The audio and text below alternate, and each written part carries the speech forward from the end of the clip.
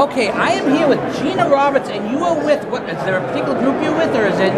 Well, I'm here mostly representing myself, but I'm here, I'm a member of the Log Cabin Republicans, president of the Log Cabin Republicans of San Diego, and the vice chair of the California Party.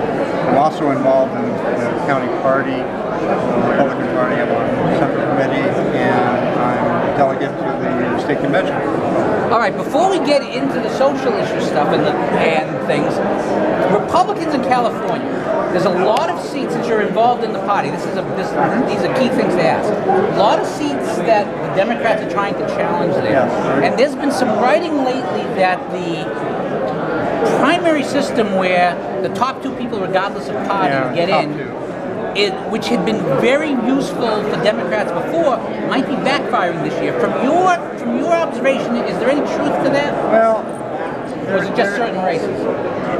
Mostly certain races. I mean, unfortunately kind of predicting that we're going to have a Democrat versus Democrat governor race, unless one of the big people that's running for Republicans drops out, so we don't split the vote. Because John Cox and Travis Allen are kind of like neck and neck with each other. And if either one that thinks they're going to win isn't going to drop, unless there's some deal made. And there's a ton of ego involved. So, and one of them I think is better than the other, and I won't go into which one's which right now. But and the same problem will probably occur in the Senate race, and it's probably going to end up being Dianne Feinstein versus Kevin Malone, who is it's like the liberal and the uber liberal. Kevin Malone is the guy that's done all of the anti-gun legislation. I mean, when it comes to liberal, he is like the professional liberal.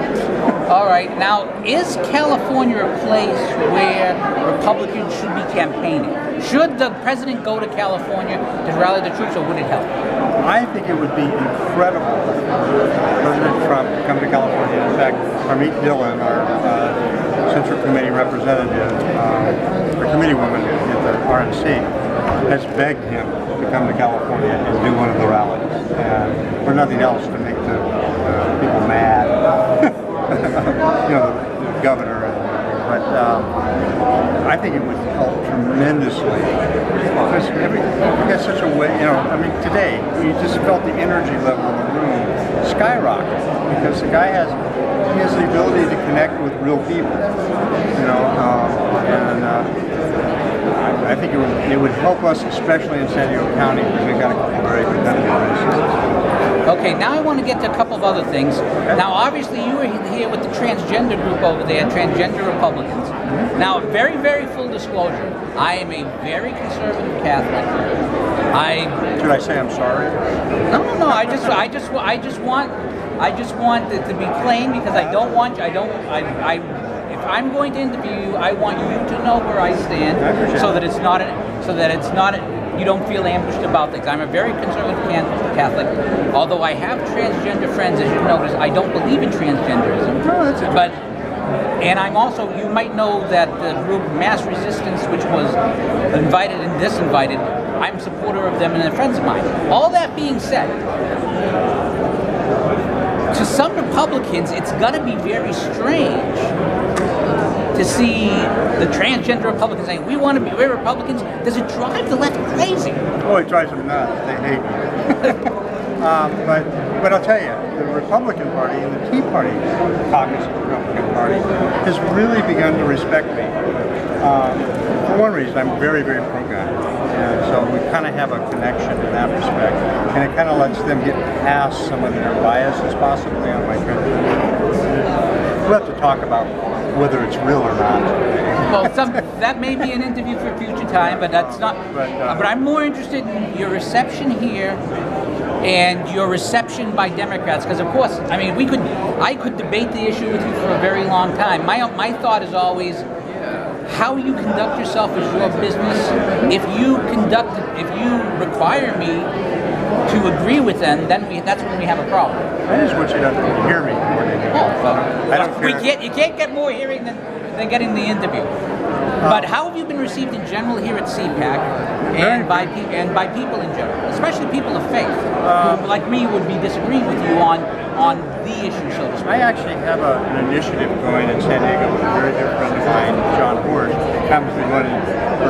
Congress out there.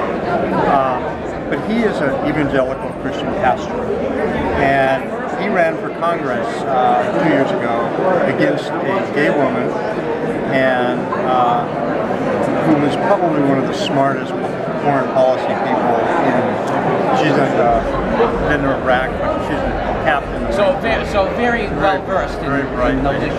And you're a lesbian.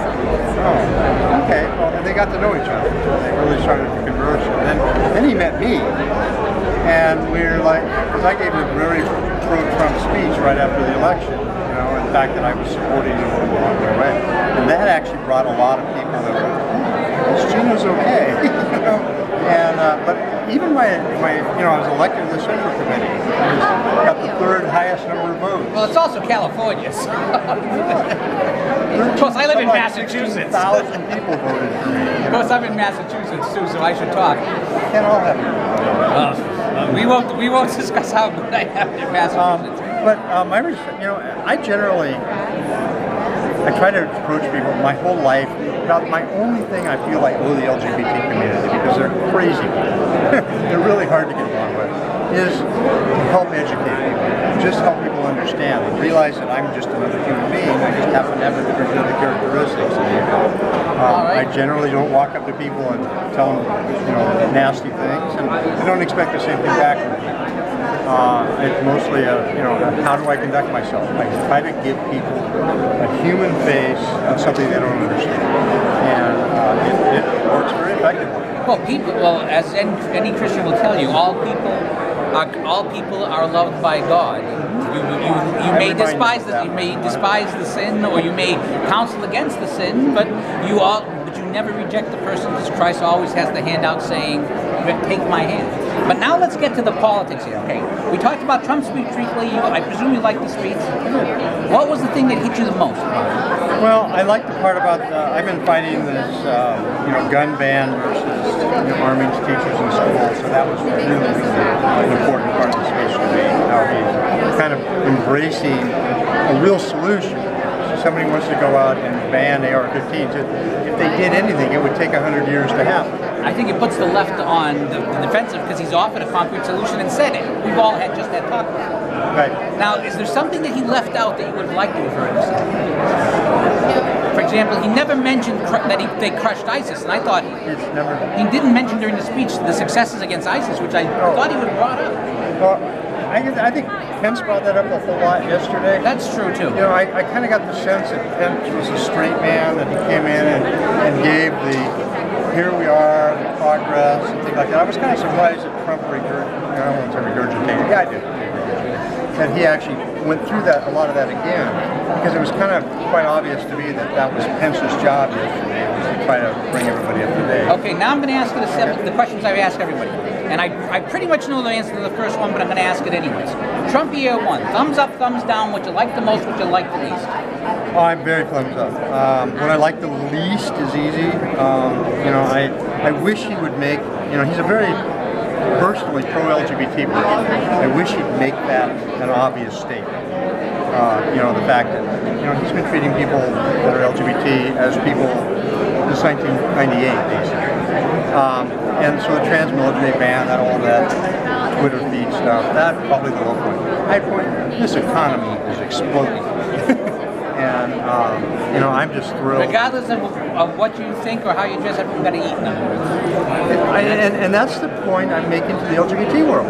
It's like, the best thing we can do for our people is to get them employed and have them be able to support themselves. And, the rest, it's very important that people aren't singled out, aren't treated differently.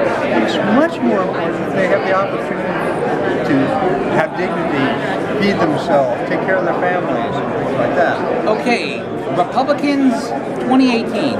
Senate, only a one-seat majority, but a very favorable map. House, about 24, 25 seats that they have to make sure don't all fall. Do the Republicans keep the House and Senate, and what should Donald Trump do to help them do it? Great question. I think they'll keep the Senate without any problem. I think they'll actually pick up a lot of seats in the Senate, because a lot of the more vulnerable Democrats are in this cycle, and I think we'll pick up probably half of those. It'll be great. the House, I think we're going to win it. Is it 50-50, 55-45 Yeah, type of thing? it might be very close. What does Trump have to do to make those odds better? Depends on the area that somebody's running in. If he came out to California and started stumping for people, I don't think it would be 100% helpful, especially in the areas where he was not successful. So he has to pick his spots. He has to pick his spots. He has to pick his candidates. There are a couple of very, very sure candidates. Pretty much the district that I live in, which is 49th in the 50th. You had a lot of districts in California. Yeah, we have a lot of them. Duncan Hunter's district is the one I live in. He's got issues.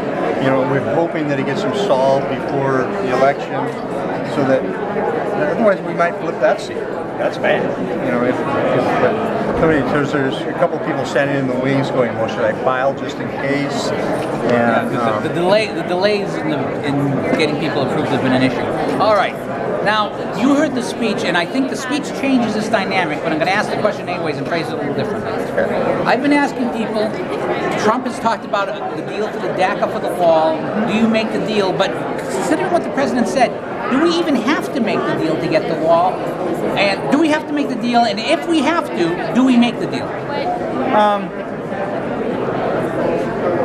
I think that, I think that the Democrats have basically walked out on their original plan. They were like, oh, we need these 800,000 people covered. We got to give them a clean bill, and they have just, And Trump came back and said, give me the wall. I'll give you 1.8 million people. A million more. And we'll change these other rules. And they basically said, no, we're not going to do that. So, now, did he know that? Do you think he knew they'd reject it, or do you think the man? He's a grandmaster at chess. I think he just knows the media and Democrats because he's been associated with them. Well, and he was a Democrat for a long time, because he was in New York City. If you want to get a thing done in New York City, you join the Democratic Party. All right, Gina, where can people find you online? Where can people find? Just on Facebook. I'm at just if you type in Gina Roberts, there's only a half a dozen that pop up. In the Log Cabin Republicans of San Diego. Right. Log Cabin Republicans of San Diego. There's a website for that, or a Facebook page for that. Well, thank you very much for your time. I appreciate it. Very fair.